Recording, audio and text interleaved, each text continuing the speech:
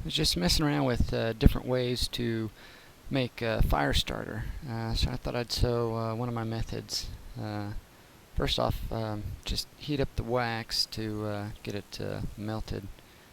Um, Doing this on a Coleman stove, and you just got to heat it up until all the chunks are all in liquid form.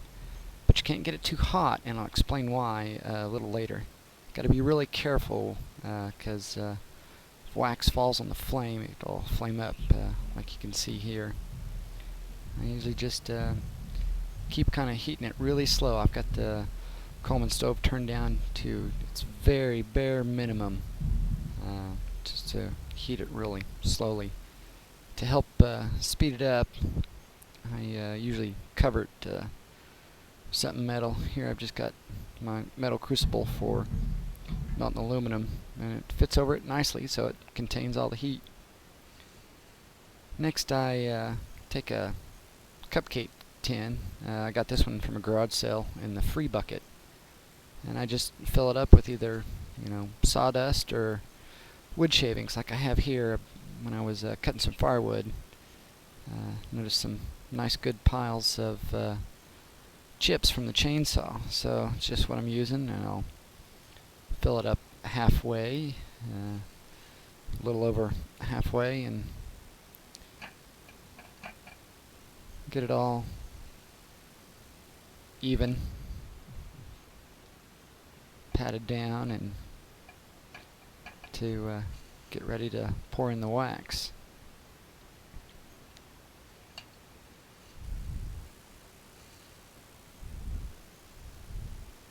While I'm filling these up, I usually remove any trash or large bits or grass, so I'm just getting the wood chips in there.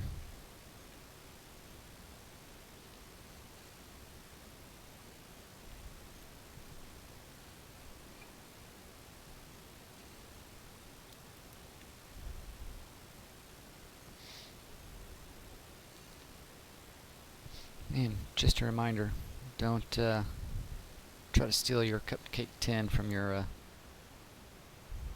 wife's cabinets. She'd get real mad. Alright, it's all ready. Pour in some wax.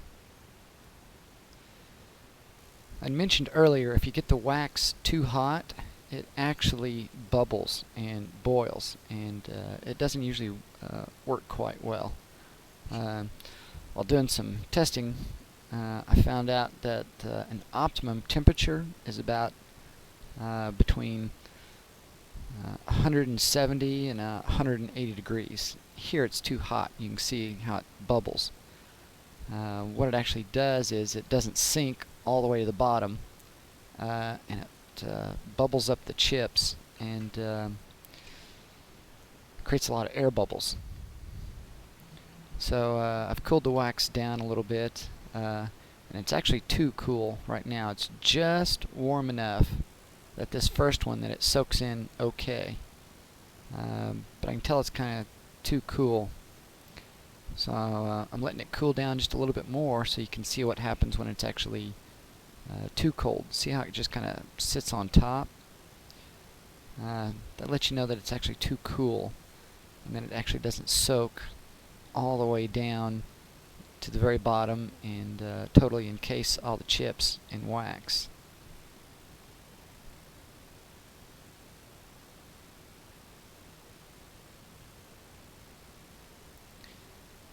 Also, you have to pour in enough wax that it all gets soaked into the wood chips quite well.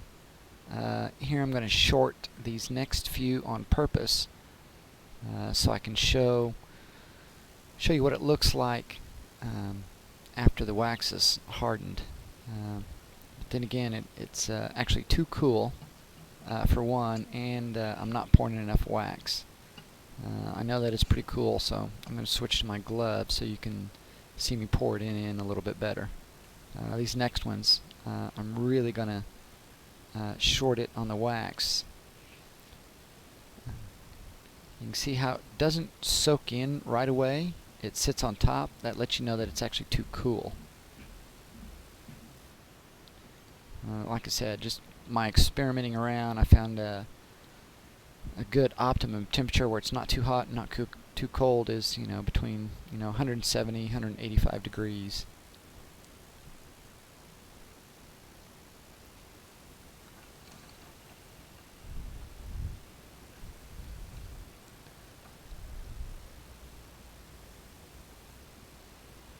Here, even though it's too cool, I'm gonna pour in quite a bit of wax, but it's just not soaking down into the chip, so it's definitely not reaching the bottom.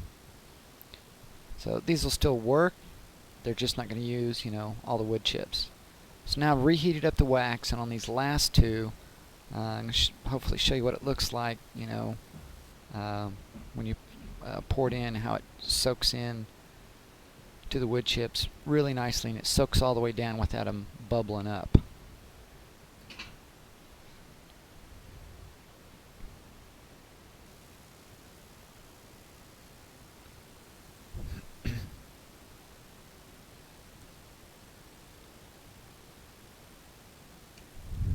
There, I've just filled it where the wax just starts filling up to the top of the wood chips, and then I stop. And that way I know they're all nice and soaked without an excess amount of wax.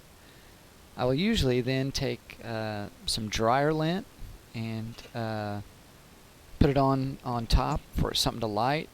But if you put the dryer lint on when the wax is too hot, the wax just soaks right into the dryer lint really quick.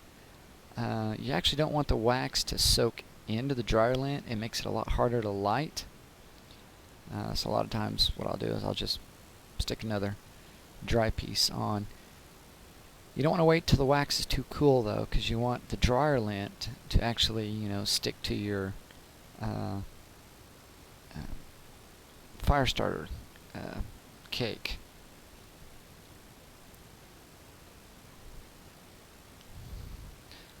A lot of times what I do after that really hardens up, I'll take just a small dab of Vaseline onto the dryer lint. Alright, I sped up cooling by sticking these in the freezer for a little bit, but they're actually not quite cool enough. You can see how, this one didn't quite get enough wax down, so all the wood chips on the bottom didn't get soaked. This was one where I started pouring too hot and then poured again, and you can see how even though it was hot, it didn't soak all the way to the bottom. This is another one. Just hardly any of the wax made it to the bottom, and all the chips are falling off. These will still work, you just, the chips will on the bottom fall off quite a bit. Here's another one. That one's pretty close to being good, but still.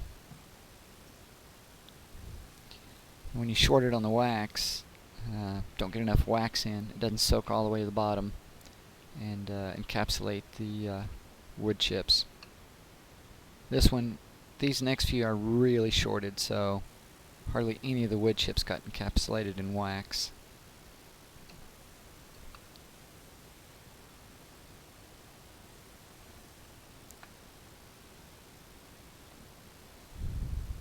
This one just maybe the top 1/8 inch of wood chips got soaked in wax. This is also a problem when it's too cool. The wax doesn't soak down, and all your wood chips on the bottom don't get soaked in. Well, these turned out pretty good. The wax got all the way to the bottom. All the chips are encapsulated.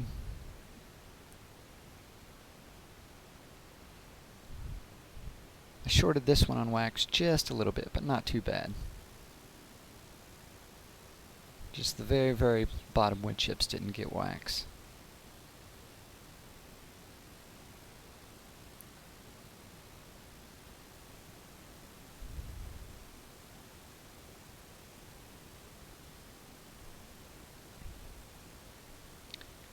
This is just one method of doing it. I'm going to be trying some different methods also, but I just thought I'd show this one. This was just kind of experiment. My haste to make this video, I did not let the the cake fully solidify. So after I get this lit, and the reason I'm having trouble lighting it is I also forgot to put a little bit of just a slight dab of Vaseline on the dryer lint to make it light easier. I do eventually finally get this lit, but the problem is the wax in the middle is still a little bit molten. And after this burns for a little bit, the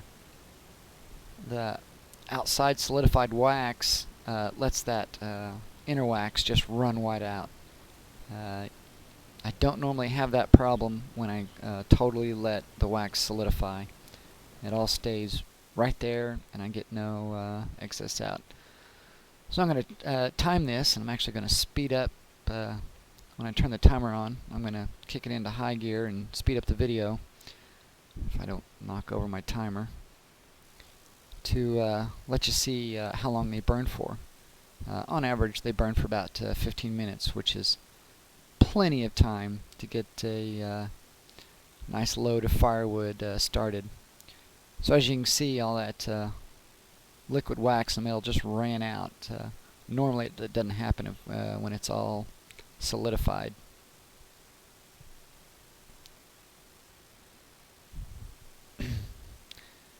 Usually burns with a nice, good flame for, like I said, a good 15 minutes. So, and even though most of the wax ran out on this one, or at least some of the wax ran out on this one, it burned for a good 15 minutes.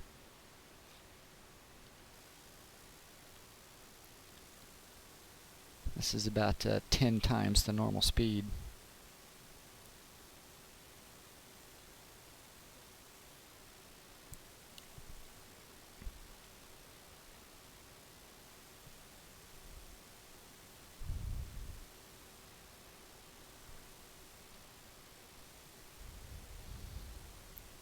And they pretty much just burn away to nothing, just ashes. So usually there's nothing left over.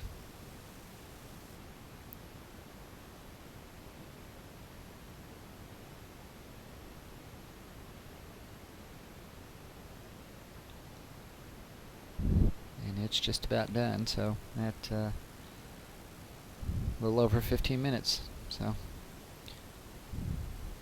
that's one way of doing it. I'll probably just post a few other ways of doing it at a later time. Thanks for watching.